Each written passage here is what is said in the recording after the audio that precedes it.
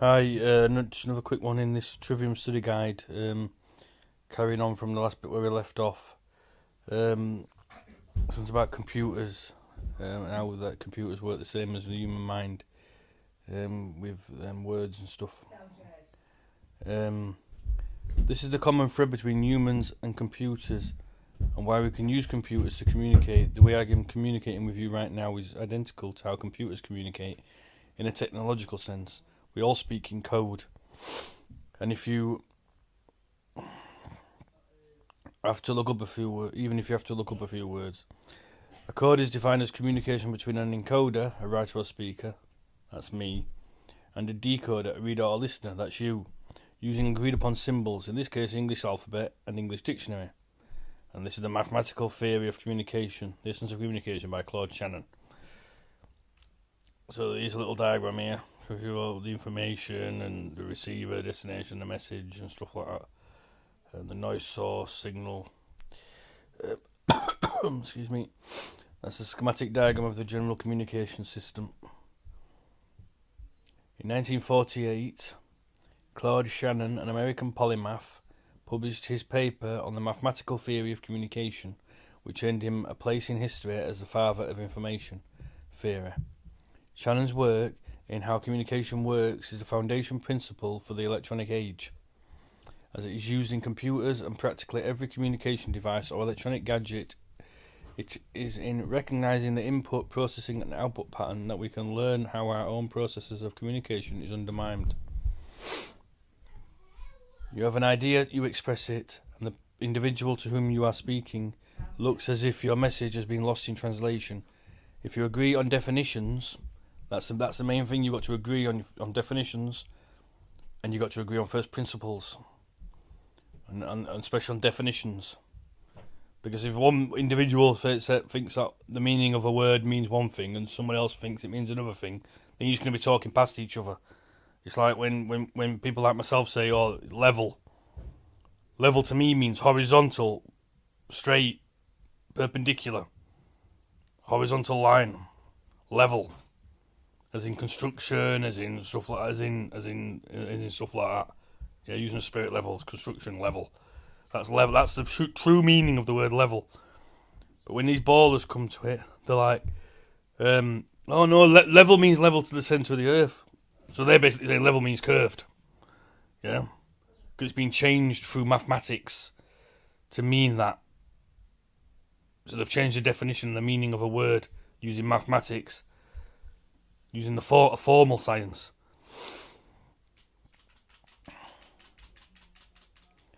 I.e. the coded language used to transmit the message, whether in English or in binary code. The next step would be to identify the source of noise in the message, specifically identifying that which is the message and that which is not. This is the logical processing. Humans and computers differ insofar as humans sometimes attempt to deceive each other and or communicate information which is not validated. Both instances create chaos or noise, which can dissolve the integrity of the message. A fallacy is an error in our logical thinking process. The word fallacy derives from the Latin fallere, to deceive. If someone is nescient of the myriad of fallacies in existence, their use, if recognized by you, might be construed as innocent. If someone is knowledgeable and is attempting to deceive you by using fallacies, if recognized by you, can be addressed, and you can avoid taking toxic misinformation and filing it in your memory as truth. However, when so much information is held secret and so many fables are therefore circulated as truth, it is hard to achieve a clear focus on reality. Thinking is a process of bringing our mind into focus on the subject or concept to be identified. So what would happen if the properties of identification are withheld from you? You become the external memory, the profane public, the exoteric masses, who are left blind and in the dark. This is the nature of encryption and cryptography, which Claude Shannon also miraculously elaborated in simple terms: communication of secrecy systems. There's a little thing here. Message source, message encrypt, cryptogram, enemy, cryptanalyst, key source, key, decrypt. There we go. Look. Claude Shannon also created the communication of secrecy systems method, which occults information, the key source, denying someone outside of the secret society the ability to read the messages. This is useful to understand, as it is access to the key which enables the rest of us to decrypt our reality. Yes, the occulting of information is the encryption of our reality, and this will enable you to see some of the understandings related in films like The Matrix. If the world has been pulled over our eyes, then education is a process of getting back to reality. In ancient Hindu, Ram is a word for God. Today, in the 21st century, it refers to memory. Might these concepts be connected?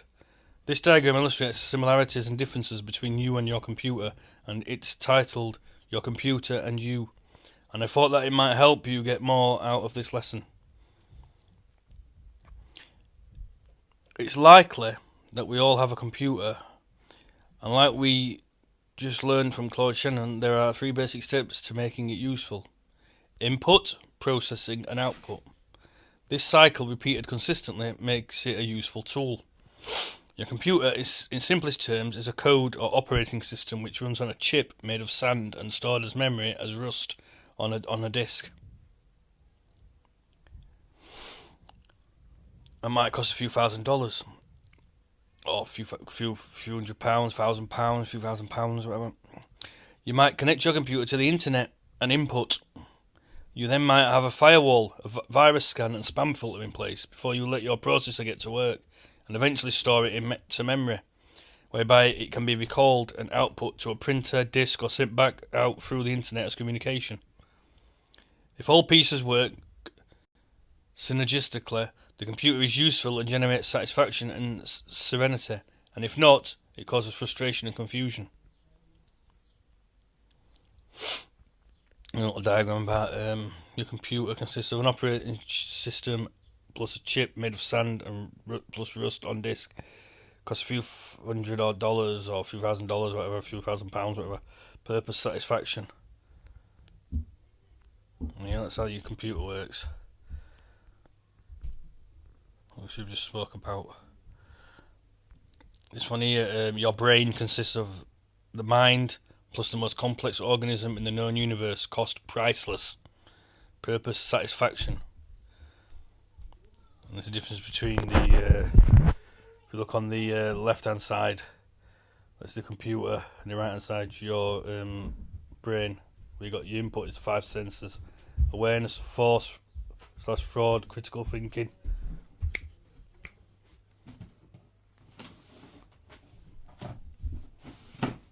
Oh, be quiet because I'm doing a video. Virus scan, awareness of fallacy definitions. Spam filter, awareness of how to find valid identity.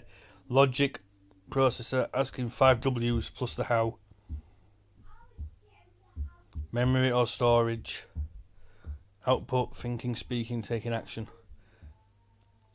This is where you assert your choice. Without these steps of thinking, input becomes memory, wherein you are controlled. These are the keys of how to free your mind. It's more than likely that we all have a brain. Well, that's questionable. There's a few people out there that I don't think have got a brain. And like we just learned from Claude Shannon, there are 3 basic steps to making it useful: input, processing, and output. This cycle, when likewise repeated consistently, makes the mind a useful tool. Your mind, in simplest terms, is the operating system of the brain, which is the most complex organism in the known physical universe, and is priceless. Your body literally can't leave home without it. You might have access to all 5 of your senses to observe and interact with the environment. This is the input. You then have the firewall, an awareness of the observation that predators do exist. Predators do exist. Predators. You might have a virus scan, which is an awareness of the fact that information lacking integrity can disrupt your ability to think and act. You might also have a spam filter, which is an awareness that some predators use false identities in an attempt to deceive you. Through the use of logical processing, asking the 5 W's plus the how, these contradictions can be identified, thus allowing you to avoid the confidence scheme, as it only works if you are intellectually self-defenseless. At this point, you might store this validated information in memory, whereby it can be recalled and output by thinking, talking, or doing. If all pieces of work synergistically, the mind is useful and generates satisfaction and serenity, and if not, it causes frustration and confusion. So the 5 W's is where, what, when, who, how, and the H is the how. So what's the 5? Yeah, the 5 W's. Who, what, where, when. Who, what, where, when. What's the other one? Oh, it's gone. Who, what, where, when. Who, what, where, when. It's how. I can't remember the other W. I'll think and I'll come back to it. So the question is, given this information. So the question is, given this information, why do we all seem to invest more in our computers than we do in the workings of our own minds? It seems we have been fooled into misprioritising. What is most precious and sold in a systematic form of undermining our right of self-determination through some very clever marketing, thanks to a few egocentric polymaths.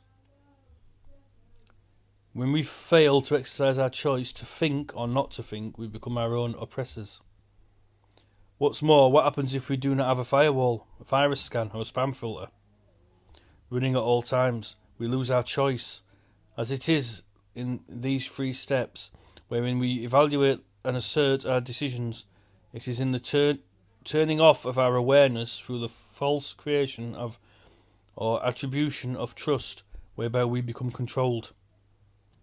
Literally, for it is in the input where the propaganda and deception enter into our mind, and without questioning, we store it as factual truth in memory. Our choice is self-usurped and outsourced to whatever input we are exposed to, because we have lost the curiosity to ask what, and the discipline to ask it in 6 ways, consistently, and thereby have lost our free will. You are free only when you understand yourself in relationship to your surroundings, and this changes as you move through the world. However, the common thread which creates the fabric of knowledge is the observation that learning is the path to freedom.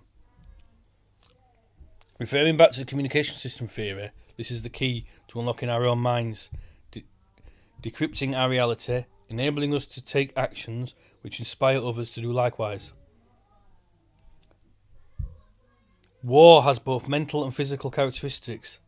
There can be no support for physical warfare if first there is not mental support which facilitates the physical action. To defeat your enemy, you must break their will to control you. In order to break their will, you must break their ability to control your mind. It is only when information is occulted that the appearance of the truth can be disfigured. And it is in this intellectual corruption whereby human beings can be tricked into dehumanizing and thus rationalizing the use of aggression, fraud and coercion over human beings and their communities. The book stops here. Allow me to introduce the turning point by reflecting some wisdom, which helped lead us here today. From the lecture by famed mystery writer and Oxford graduate Dorothy Sayers in her lecture, The Lost Tools of Learning. It's a bit bigger so we can read this bit. I am not here to consider the feelings of academic bodies. I am concerned only with the proper training of the mind to encounter and deal with the formidable mass of undigested problems presented to it by the modern world.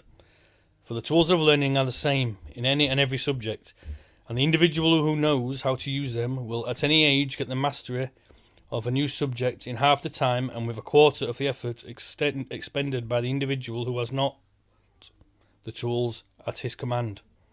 To learn 6 subjects without remembering how they were learned does nothing to ease the approach to a 7th. So I've learnt and remembered the art of learning makes the approach of every subject an open door.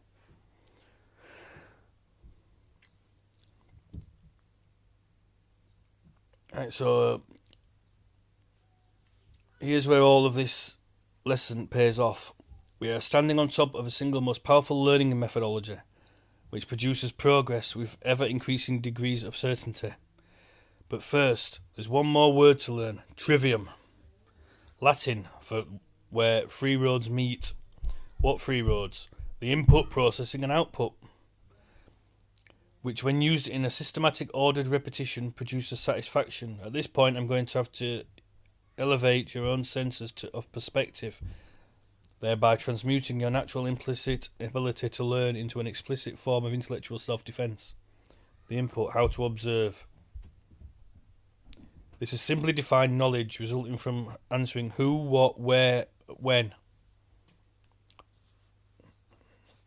This input of knowledge is referred to as a general grammar of a concept or idea.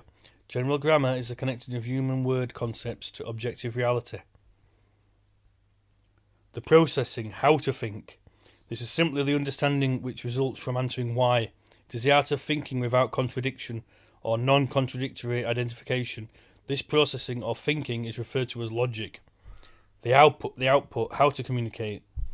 This is simply the communication of knowledge and understanding or wisdom, which precipitates from answering the question how. It is in taking the grammar and applying logic that creates what is referred to as rhetoric, or the expression of wisdom. However, if an audience lacks intellectual self-defense and does not question the rhetoric they can soon be misled. This is why it is imperative that we, the people, become skilled in the art of using this three-step process, known as the Trivium method of critical thinking and creative problem solving. Whether referred to as input, processing and output, or how to observe, how to think, how to communicate, or knowledge, understanding and wisdom, or grammar, logic and rhetoric. It's all referring to the identical, implicit and natural process we all have as human beings. This is why it's removed from the public education system and preserved within the elite universities, mystery schools and secret societies. It is a single secret which allows them to create and maintain power in the first place. Their perceived power. By amputating our curiosity and ability to learn for ourselves, making us dependent on teachers in Pavlovian classrooms, using Wundtian implementations of experimental psychology to condition us like Skinner's pigeons, where we can read just enough to be efficiently and effectively controlled. B.F. Skinner deprived his pigeons of food and then used food to corrupt the actions of the birds, and our non-elected rulers deprive us of information and money, and then use these deficiencies to corrupt our actions in their favour. This is the root cause of why the status quo is in direct conflict with human needs of survival. This is why, in the 15,000 hours you spent in public schooling, did not teach you that which you've learned within this hour lesson. It is the most important thing which can be taught, and yet it is conspicuously absent from our status quo. Now, a couple of quick examples to give you the best grip possible on this invaluable set of perspectives. I'm going to do this bit in the next video because this one's getting a bit long now. I'm going to do another video in about 10 minutes. Alright, I'm going to carry on from this bit. Okay, thank you, bye.